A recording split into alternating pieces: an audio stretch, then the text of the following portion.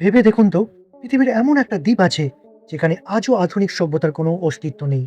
না আছে ইন্টারনেট, না আছে মোবাইল, না বিদ্যুৎ, না কোনো শহর।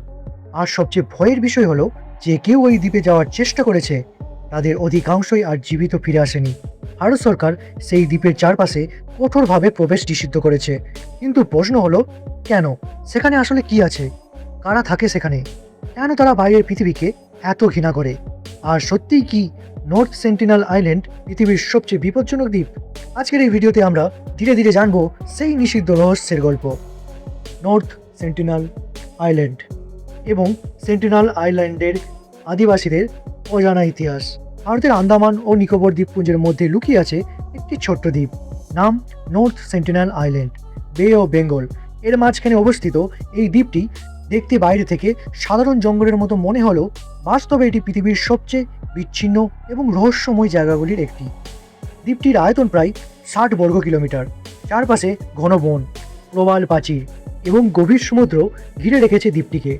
কিন্তু এই দ্বীপটিকে বিশেষ করে তুলেছে এখানকার বাসিন্দারা, সেন্টিনেল আইল্যান্ডের অধিবাসীরা, একটি মানব গোষ্ঠী যারা হাজার হাজার বছর ধরে বাইরের পৃথিবী থেকে সম্পূর্ণ বিচ্ছিন্ন হয়ে বসবাস করছে। বিশেষজ্ঞদের ধারণা তারা হয়তো পৃথিবীর সবচেয়ে পুরানো মানব গোষ্ঠীগুলোর একটি। আর সবচেয়ে আশ্চর্যের বিষয় হলো, আজ পর্যন্ত কেউ তাদের ভাষা বুঝতে পারেনি। তাদের জীবনযাপন, তাদের সংস্কৃতি, তাদের সংখ্যা, সব কিছুই এখনও রহস্যে ঢাকা। এই জনগোষ্ঠী সম্পর্কে পৃথিবী খুব কম তথ্যই জানে, কারণ তারা কখনো বাইরের সভ্যতার সাথে যোগাযোগ করতে চায়নি। যখনই কেউ দ্বীপের কাছে গেছে, তারা তীর ধনুক নিয়ে আক্রমণ করেছে।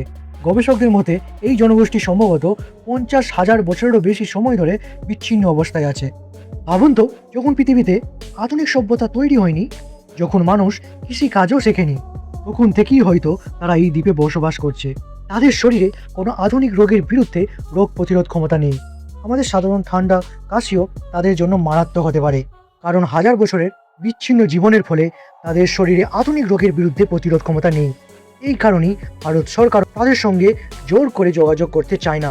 1800 সালের শেষ দিকে ব্রিটিশরা আন্দামান অঞ্চলে প্রবেশ করতে শুরু করে। তখন তারা এই দ্বীপ সম্পর্কেও জানতে পারে। 1800 সালে মুর্সি ভিডাল পোর্টম্যান নামে এক ব্রিটিশ অফিসার নর্থ সেন্টিনেল আইল্যান্ডে প্রবেশের চেষ্টা করেন। তিনি কয়েকজন সেন্টিনেল আইল্যান্ডের অধিবাসীকে ধরে নিয়ে যান। একজন বৃদ্ধ দম্পতি এবং কয়েকটি শিশুকে পোর্ট বিলারে নিয়ে যাওয়া হয়। খুব দ্রুতই সেই বৃদ্ধরা অসুস্থ হয়ে মারা যায়। শিশুগুলোকে পরে দ্বীপে ফিরিয়ে দেওয়া হয়।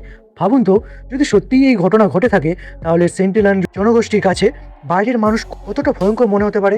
হয়তো এই কারণেই তারা আজও বাইরের কাউকে দেখলেই আক্রমণ করে। 1970 থেকে 1980-র দশকে ভারতের গবেষকরা কয়েকবার যোগাযোগের চেষ্টা করেন। তারা দ্বীপের তীরে নারকেল, কলা, লোহা ইত্যাদি রেখে আসতেন। কিছু সময় আইল্যান্ডের মানুষ সেগুলো নিয়ে যেত, আবার কখনো তীর ছুঁড়ে সতর্ক করত।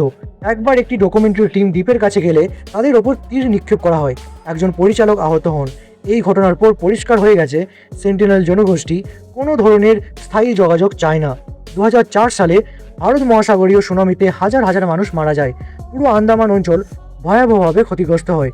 তখন ভারত সরকার চিন্তিত হয়ে পড়ে, সেন্টিনেল জনগোষ্ঠী কি বেঁচে আছে?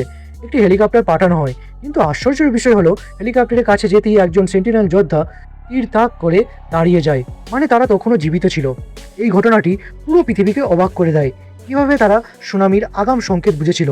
অনেক গবেষক মনে করেন প্রকৃতির সঙ্গে গভীর সম্পর্ক থাকার কারণে তারা হয়তো বিপদ আসার আগেই বুঝতে পেরেছিল। 2006 সালে দুই ভারতীয় জেলে ভুল করে নর্থ সেন্টিনেল আইল্যান্ডের কাছে চলে যায়।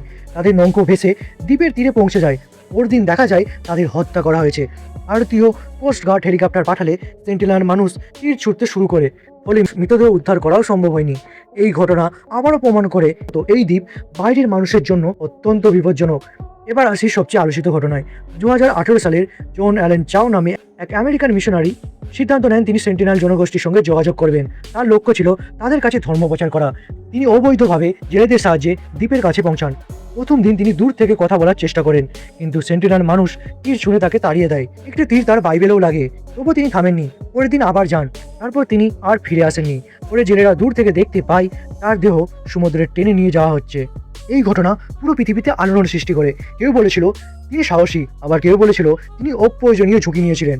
ভারত সরকার পরে আরও কঠোরভাবে দ্বীপের নিরাপত্তা বাড়ায়। অনেকেই মনে করেন শুধু আক্রমণের ভয়ে দ্বীপে যাওয়া নিষিদ্ধ, কিন্তু আসল কারণ আরও গভীর। প্রথমত সেন্টিনেল জনগোষ্ঠীকে রক্ষা করা, দ্বিতীয়ত তাদের সংস্কৃতি সংরক্ষণ করা, তৃতীয়ত রোগ থেকে বাঁচানো।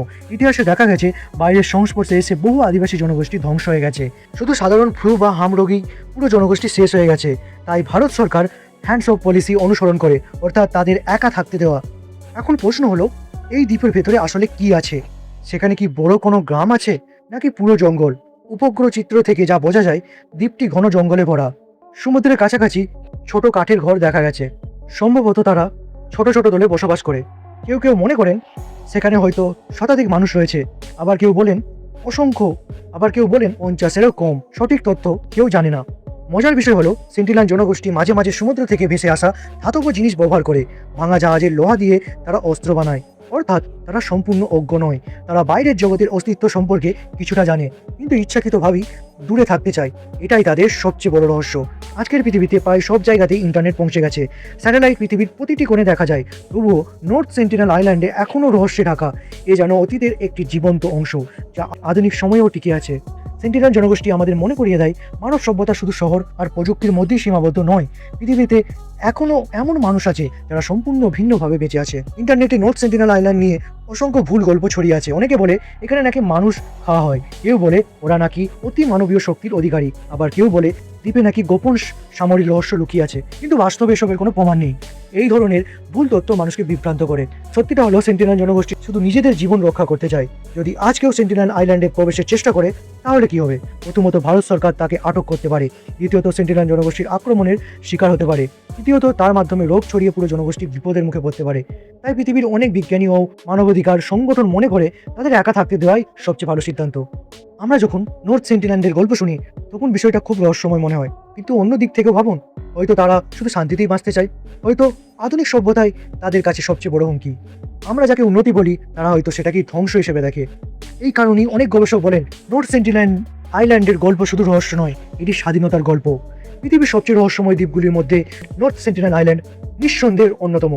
একটি ছোট দ্বীপ, কিন্তু তার ভিতরে লুকিয়ে আছে হাজার বছরের ইতিহাস, অজানা সংস্কৃতি আর মানব সভ্যতার এক হারিয়ে যাওয়া অধ্যায়।